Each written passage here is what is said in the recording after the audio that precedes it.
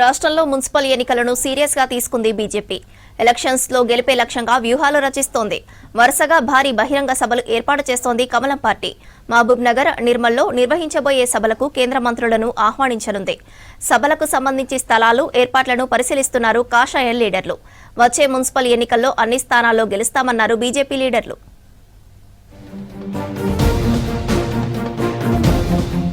రాష్ట్రంలో 116 మున్సిపాలిటీలు, 7 కార్పొరేషన్ల ఎన్నికల్లో పోటీ చేస్తున్నామన్నారు బీజేపీ రాష్ట్ర అధ్యక్షుడు రామచంద్రరావు. సమగ్రంగా సంప్రదింపులు జరిపి సమిష్టి నిర్ణయంతో అభ్యర్థులను ఎంపిక చేశామని చెప్పారు. టికెట్ రాని నేతలు నిరాశ చెందవద్దన్నారు. బీఫామ్ దక్కని నేతలు నామినేషన్ వేస్తే వెంటనే ఉపసంహరించుకోవాలని సూచించారు. పార్టీకి నష్టం కలిగించినా, నియమావళి ఉల్లంఘించినా చర్యలు తీసుకుంటామని హెచ్చరించారు. మెజార్టీ మేయర్, మున్సిపల్ చైర్మన్లు దక్కించుకోవడమే లక్ష్యంగా పనిచేస్తున్నామన్నారు రామచంద్రరావు.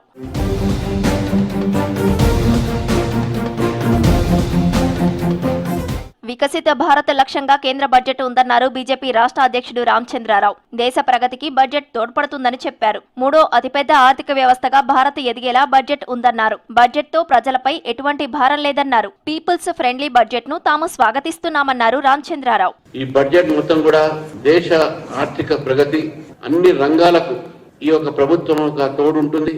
పీపుల్స్ ఫ్రెండ్లీ బడ్జెట్ ఒక మంచి ఉపయోగకరమైనటువంటి యొక్క బడ్జెట్ గా మేము భావిస్తా ఉన్నాం. రాష్ట్రానికి 3 హైస్పీడ్ రైళ్లు రానున్నాయన్నారు కేంద్ర మంత్రి కిషన్ రెడ్డి. మెట్రో రైలు గురించి ప్రత్యేకంగా బడ్జెట్ లో ఉందన్నారు. మెట్రోపై డీపీఆర్ ఇస్తే పట్టణాభివృద్ధి శాఖ నిధులు ఇస్తుందని చెప్పారు. ప్రస్తుత మెట్రో ప్రాజెక్టు టేకోవర్ ప్రక్రియ పూర్తి చేసి డీపీఆర్ ఇస్తే కేంద్రం ఆమోదిస్తుందన్నారు కిషన్ రెడ్డి. దేశంలో 7 హై స్పీడ్ ట్రైన్లు బడ్జెట్ లో ప్రకటిస్తే దాంట్లో 3 ట్రైన్లు మన తెలంగాణకు, హైదరాబాద్ నగరానికి మరి ప్రారంభం కానున్నాయన్న విషయాన్ని సందర్భంగా మనవేస్తున్నాను. సింగరేణిపై కేంద్ర కమిటీ రిపోర్టు వచ్చిందన్నారు కేంద్ర మంత్రి కిషన్ రెడ్డి. దానిని పరిశీలిస్తామన్నారు. గత ప్రభుత్వంలోనే ఎక్కువ అవినీతి జరిగిందన్నారు. సింగరేణికి రాష్ట్ర ప్రభుత్వం 51,000 కోట్ల రూపాయలు బకాయిలు ఉన్నట్లు చిట్ చాట్ లో చెప్పారు కిషన్ రెడ్డి.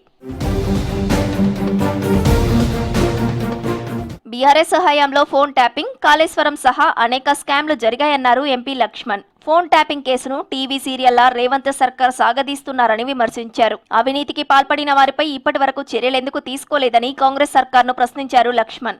ఈ ఫోన్ ట్యాపింగ్ కానివ్వండి, కాళేశ్వరం కానివ్వండి, ఇంకా అనేక స్కామ్స్ ఏవైతే ఆ రోజు రేవంత్ రెడ్డి గారు ప్రస్తావించారో దేంట్లో కూడా ఒక్కరిని కూడా ఆ ప్రభుత్వంలో ఉన్నటువంటి మరి అధికార పార్టీకి సంబంధించిన వ్యక్తిని ఎవరిని కూడా ఇంతవరకు వారు శిక్షించలేదు.